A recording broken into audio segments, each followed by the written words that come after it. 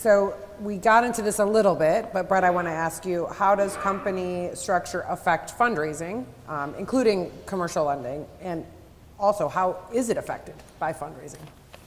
Yeah, so typically you want to go out and capitalize your business, and it's very important in the beginning stages to have a good understanding of what your capital structure is going to be. It's great if you have an angel investor who's going to dump all kinds of money in your business. However, depending on ownership and things, that's how losses can be allocated to individuals. So let's say you start your business and you put $10,000 in. Generally speaking, you're going to be able to take losses up to that $10,000.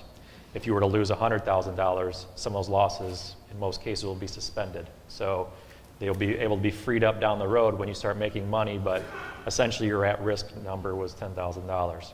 Now, if you have an investor who has a lot more money, a lot more capital in the business, and there's losses, he may be able to take a lot of those losses up to the extent of his capital investment.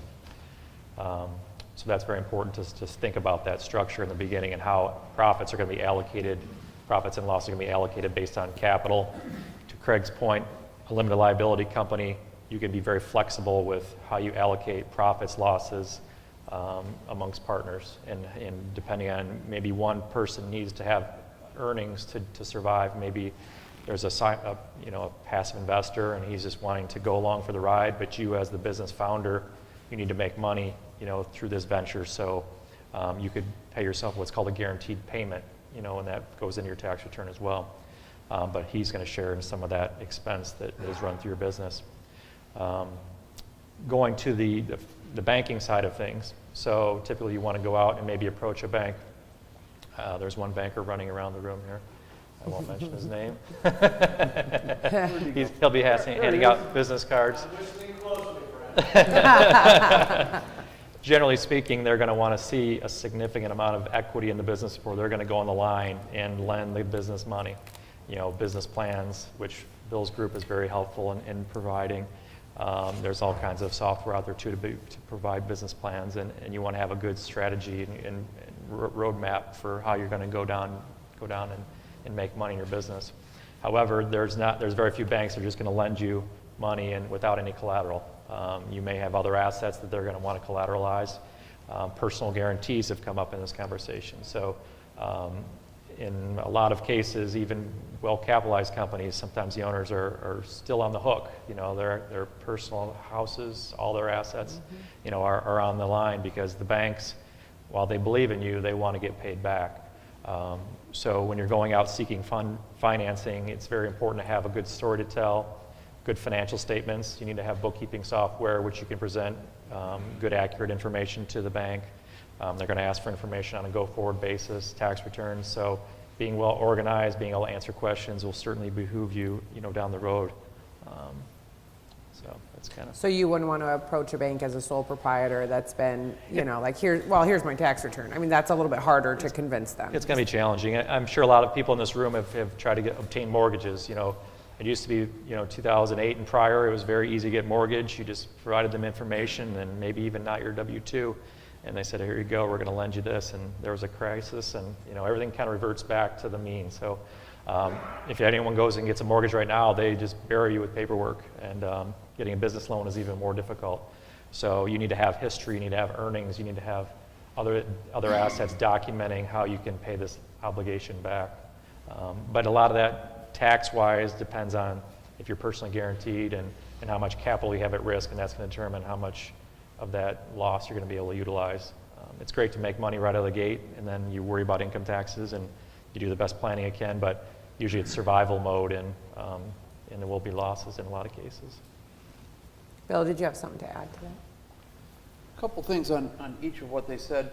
Craig was talking about filing for LLC. One of the things that we see a lot of people stumble on is registered agent. If you are setting up an Ohio LLC and you live in Ohio, you are the registered agent if it's a single member LLC. A lot of people get stuck on that. They think that they need somebody, an office or so forth to be that. If you're a Michigan resident, then you wouldn't need a registered agent in the state of Ohio. The other thing in starting up is filing for, making sure that you are filed for unemployment tax obligations and sales tax obligations if your product or service is sales taxable.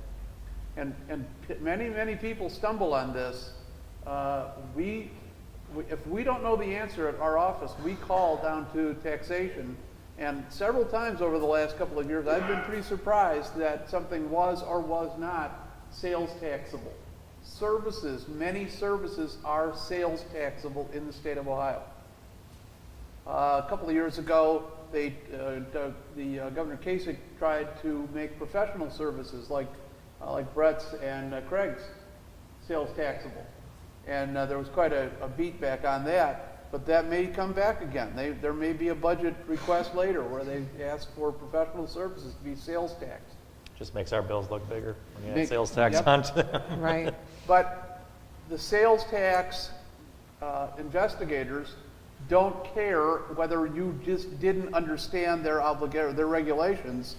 You will be personally responsible for sales taxes if you did not collect and reimburse the state for that transaction.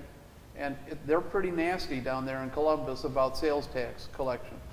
The other thing would be, of course, as I mentioned earlier, Bureau of Workers' Compensation, and also make sure that you do have some conversation with your CPA and your lawyer as to whether or not the employee that you're about to hire is an employee or an independent contractor, because they are two completely different entities or individuals on your balance sheet and on your profit and loss statement. But the government is the one who's really going to decide whether or not that person, that individual who's providing you with some level of assistance in your business, is an independent contractor or an employee. And you have very different obligations in reporting and retaining taxes for an employee than you do for an independent contractor. I'm glad you hit on that, because we actually will be having one of the events, Series 24, for this particular segment will cover that in more detail. I think Craig's going to be on that panel too.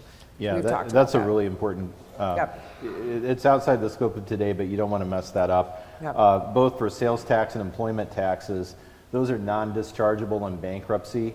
So if everything goes south, you want to make sure those people get paid even before suppliers and investors and things like that. I've had clients where they've been hounded for 10, 20 years by the sales tax people or by the employment tax people.